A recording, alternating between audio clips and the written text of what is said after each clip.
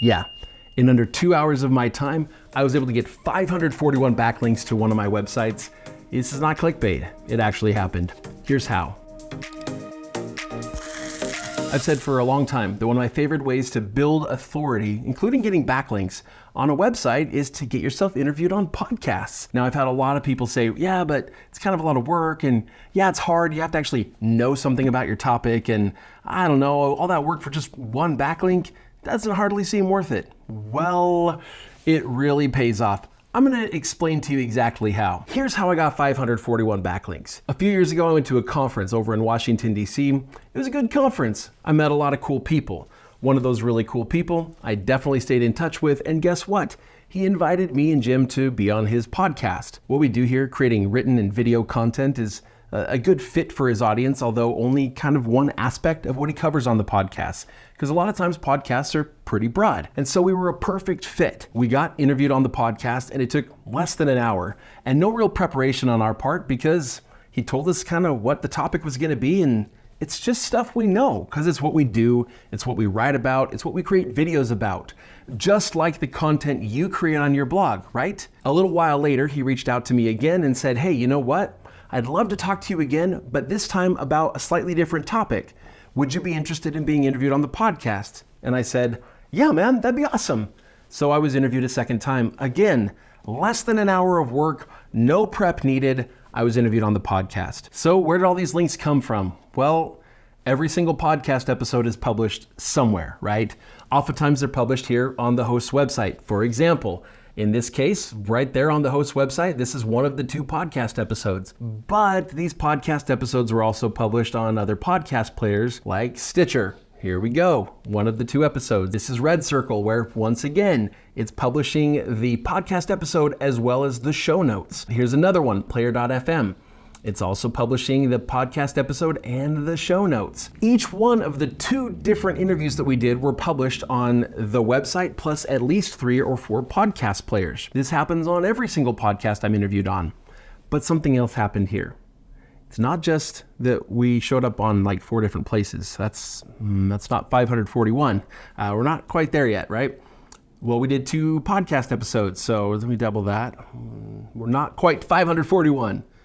So where'd they come from? Well, here's the kind of next piece.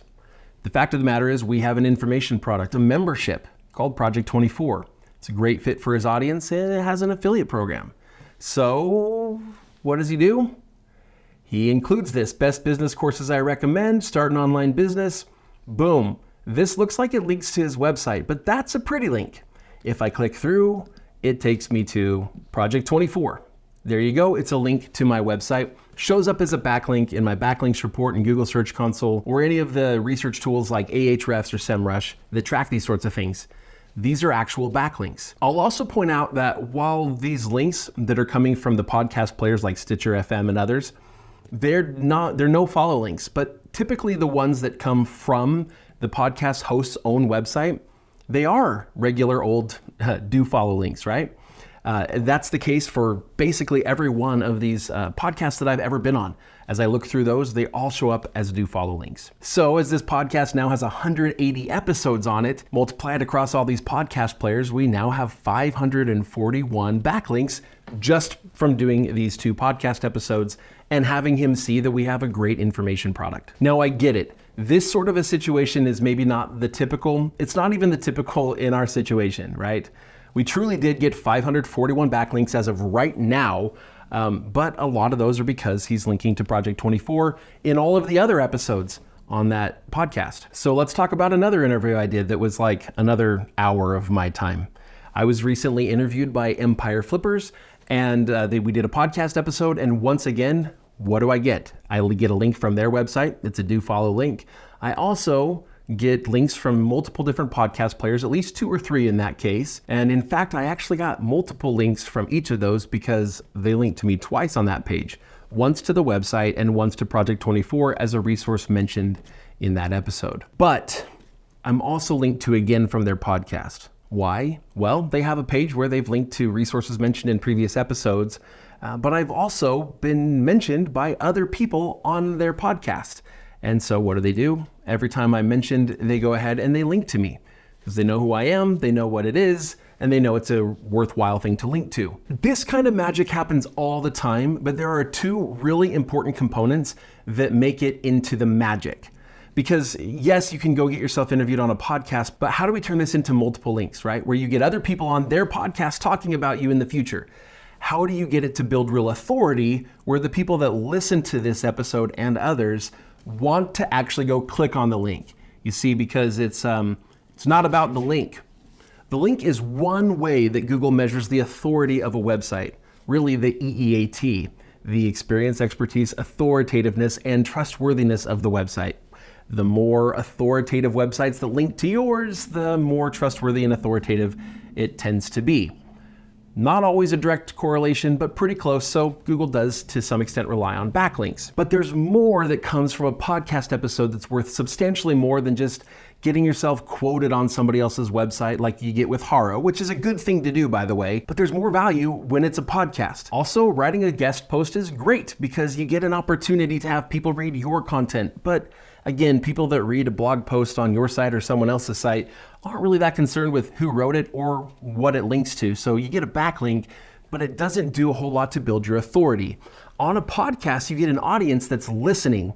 Sometimes it's tens of people, but often hundreds or even thousands of people listening to an episode where you are being interviewed as a potential expert on the topic. There's very little that I've found that builds your credibility more than that. Being interviewed on someone's YouTube channel or showing up in a collaboration has a similar effect. I like that too. But I've digressed again. Back to the two important components to make this kind of a magic happen. The first one is you have to know what you're talking about. I've alluded to this already. If you don't know your niche very well because you're like a lot of bloggers and you just get content made or make it quickly or just use AI to write everything and don't actually know what you're talking about, you're not going to be able to do a podcast interview and sound intelligible. It's just not going to happen.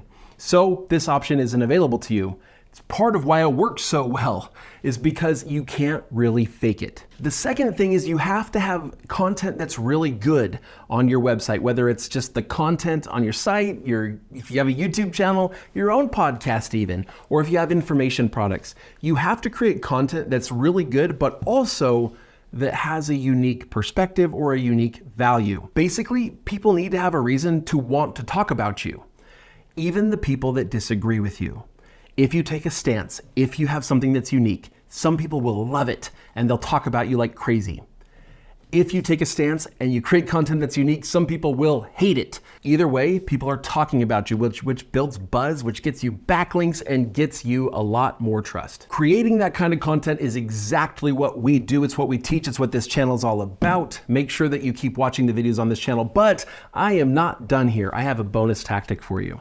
It's something that I alluded to earlier that you may or may not have picked up on, and that is creating information products. When you have an info product like we have with Project 24, it gives you so much more opportunity to be linked to. One, it got me 541 backlinks because it's a product that's a good fit for that podcast audience. So it's linked to in every episode. But I've gotten even more links, way more than the 541, because I created an info product and I created an affiliate program for it. What is that going to do for you? Well, when you get affiliates, you get reviews. People write reviews about products that they're affiliates for. That's the way that they sell them. And they have to link to the product to be able to sell it. So whether or not they wrote a review, they're still going to link to your product. And they're probably going to link to your product in more than one place. One example is I found a website where somebody built their website using our WordPress theme. And literally in the footer of the website, it says, created using Acabado, and that link is an affiliate link for Acabado, so that anybody reading that person's website might potentially want to, I guess, buy the theme, and they would get an affiliate commission. Sounds great to me. Acabado is a digital product, it's a software product, and I guess that works just as well as information products. The point here is that when you create some sort of a digital product, an information product is a great way to go, and then you create an affiliate program, you will have people writing about it, you will have people talking about it, and we have literally thousands of backlinks to incomeschool.com from people who have written about Project 24, who have written about Income School, the company, because once you're selling something, Everybody in the industry has to have an opinion about it and about you. And once again, whether or not people agree with you, if they're talking about you, you're getting links and you're being viewed as a potential authority. It's going to build your trust. And at this point, because of the buzz that's been built around Project 24, the reviews and all that stuff, its affiliate program driving a lot of that, because of all that, there are numerous search phrases that we were never ranking for from the content alone that we rank for now. That is the value of building EEAT, including backlinks. But again, it's about the authority substantially more than it is about the links. I hope you'll try these things. I hope you will go search out some podcasts that you could potentially be interviewed on for your niche, whether you're creating a YouTube channel, a blog, your own podcast, or any other content-based business. Just find some podcasts in your industry. Start with the smaller ones, the newer ones. Oftentimes those hosts are just looking for ways to create content. They're looking for people to interview. Be one of those people, but then have a purpose, have a point, have an opinion, and those things are going to help you get a little bit of buzz, build a little bit of authority, and that's going to help you work your way up and up and up to the big podcasts, the big YouTube channels, and the big blogs until everybody's talking about you. I hope you'll try it, and I look forward to seeing you in the next video here on Income School. Until then, go make it happen.